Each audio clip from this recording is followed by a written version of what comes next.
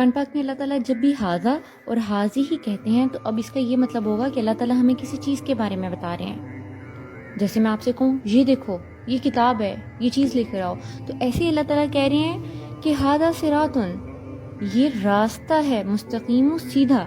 اور حاضی ہی جب آتا ہے یہ مؤنث کے لیے ہے اور یہ مذکر کے لیے ہے. تو مؤنث میں اب جیسے یہاں پر اگزامپل ہے کہ وداخلہ جنہ، عربی زبان میں جو جنہ ہے یعنی باغ کو بھی کہتے ہیں، تو یہ مؤنث ہے.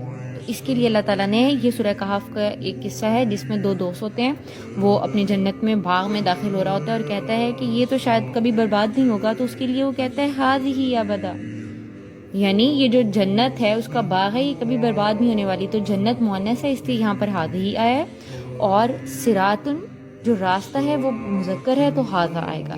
جیسے قالوا ھذا الذی رزقنا، کہ یہ رزق ہے، یہ وہی رزق ہے، تو رزق جو ہے وہ یہاں پر مذکر ہے.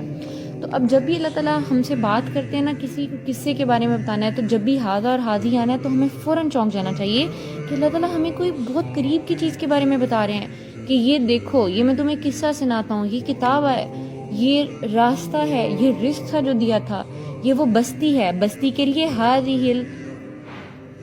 القریہ آئے گا. القریہ تو کہتے ہیں بستی کو. تو ہاذا اور حاذہ کا یہ ڈفرینس ہے. اب جب بھی قرآن پاک میں آئے گا